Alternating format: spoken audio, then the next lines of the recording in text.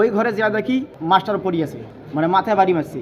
আমরা দৃষ্টান্তমূলক শাস্তি চাই, অর্থাৎ ফাঁসি চাই।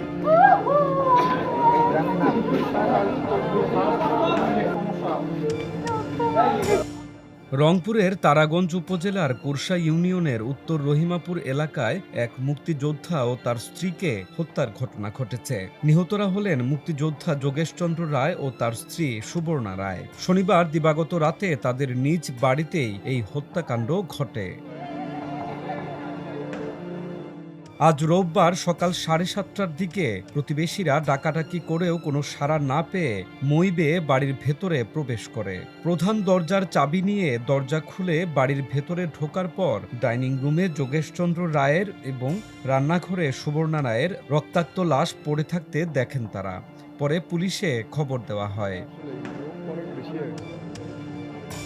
স্থানীয় বাসিন্দারা জানিয়েছেন, নিহত যোগেশচন্দ্র রায় পেশায় একজন শিক্ষক ছিলেন। তিনি 2017 সালে সরকারি প্রাথমিক বিদ্যালয়ের প্রধান শিক্ষক পদ থেকে অবসরে যান। তার দুই ছেলে, বড় ছেলে শোভনচন্দ্র রায় জয়পুরহাটে এবং ছোট ছেলে রাজেশ খান্নাচন্দ্র রায় ঢাকায় পুলিশে চাকরি করেন।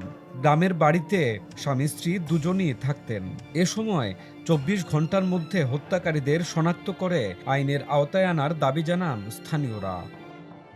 আমরা দৃষ্টান্তমূলক শাস্তি চাই, অর্থাৎ ফাঁসি চাই।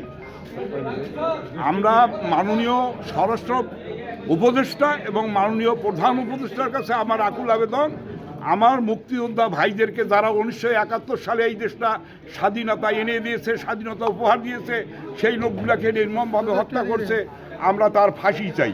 ওরা আমার আগে উঠে থাকে প্রতিদিন। তা আজকে ধান পুঁজে হয়ে গেলো, 7:30 বাজে গেলো, তাও উঠতেছে না কেউ। ওরা ডাক দিলাম, খুলে থাকি, তাও শুনলো না। পরে ওইদিকে গেলাম, বাইরে পাকে ডাক দিলাম জানলায়, তাও কেউ শুনতেছে না। পরে ওই দিক দিয়ে সিগারেট করি অনেক লোক। পরে এখানে সে একজনকে ডাকলাম, ডাকে একটা মই নিলাম, মই নিলে গেটের উপর দিয়ে পার হয়ে আসিয়ে থাকা ঘরে দেখি যে ওরা দুজনের থাকা ঘরে নেই। ওই ঘরে যা দেখি এই মাস্টার পড়িয়েছে, মানে মাথায় বাড়ি মারছে। তারপর ওনাকে দেখে আমি চিৎকার করে উঠছি, চিৎকার করি দেখার পর তারপর দেখি ওনার বউ কোথায়, দেখি টিউবওয়েলে পারে নাই।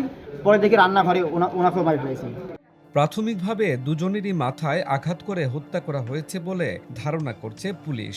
ঘটনার রহস্য উদ্ঘাটনে তদন্ত চলছে।